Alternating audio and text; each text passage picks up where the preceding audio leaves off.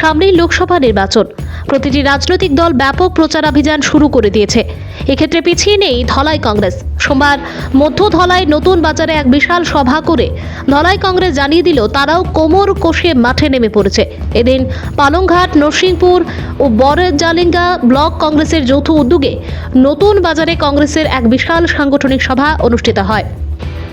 এদিন 3টি ব্লকের অধীন 35টি নবনির্বাচিত মণ্ডল কংগ্রেস সভাপতির হাতে তুলে দেওয়া হয় নিযুক্তিপত্র। এদিনের সভায় উপস্থিত 3টি ব্লকের বিভিন্ন স্তরের সহস্রাধিক কংগ্রেস নেতাকর্মীরা স্পষ্ট জানিয়ে দেন তারা বিনা যুদ্ধে মাঠ ছাড়তে মোটেই রাজি নন। এদিন সভায় বক্তব্য রাখতে গিয়ে প্রদেশ কংগ্রেস উপসভাপতি অরুণ দত্ত মজুমদার, জেলা কংগ্রেস সভাপতি অভিজিৎ পাল, জেলা কংগ্রেস সহ সভাপতি সীমান্ত ভট্টাচার্য, ধলাই সমষ্টির সাংগঠনিক ইনচার্জ হিরু দাস সহ অন্যান্যরা বক্তব্য রাখতে গিয়ে কেন্দ্র ও রাজ্য সরকারের বিভিন্ন গণবিরোধী নীতির তীব্র সমালোচনা করে বক্তব্য রাখেন। এদিন নেনা আইমুলের পৌরোহিত্যে অনুষ্ঠিত সভায় অন্যান্যদের মধ্যে প্রাসঙ্গিক বক্তব্য রাখেন দাসো রানী দাস, অমিয় বর্মন, জিতেন্দ্র দাস, আইন উদ্দিন লস্কর প্রমুখ। এখানে এসে দাঁড়িয়েছেন, এর জন্য আপনাদের প্রণাম জানাই। এই যে আজকে বিজেপির যে অবস্থা দেখেন, বিজেপি বলে হিন্দুর দল, এরা হিন্দু হিন্দু বলে। আমি কিন্তু হিন্দুর ব্রাহ্মণ, আমার বিজেপি যাওয়া উচিত ছিল, কিন্তু আমি বিজেপি যাই নাই। আমি হিন্দুর ব্রাহ্মণ হয়েও আমি কংগ্রেস করছি। এই কারণেই কংগ্রেস করছি যে আমি জানি এই ভারতবর্ষ হিন্দু, মুসলমান, বৌদ্ধ, খ্রিস্টান যদি একসঙ্গে না চলে ভারতবর্ষের উন্নতি হবে না।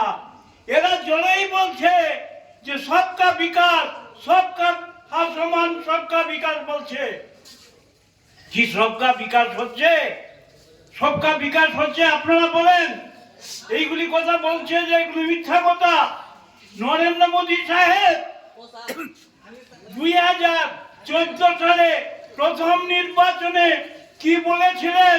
এই কথাগুলি কেন বলেন না? মিথ্যা কথা কেন বলেন?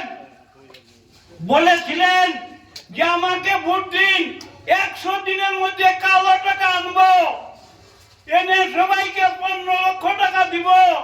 কোথায় গেল সেই কালো টাকা? এইবার তো কালো টাকার কথা বলেন না। মোদী সাহেব বলেছিলেন আমাকে ভোট দিন, জিনিসপত্রের দাম কমাবো। জিনিসপত্রের দাম কি কমিয়েছেন? আপনারা বলুন, এই কথা এখন আর বলেন না। পেট্রোলের 60 টাকা ছিল, তখন বলেছিলেন যে দেশের পেট্রোলের দাম 60 টাকা হয় এই দেশের মন্ত্রী থাকা উচিত না।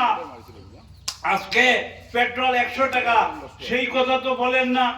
গ্যাসের সিলিন্ডার আমাদের সময় ছিল 400 টাকা, এখন হয়েছে 1200 টাকা, সেই কথাগুলি বলেন না। এখন আরো মিথ্যা কথা, অন্য কথা বলছেন।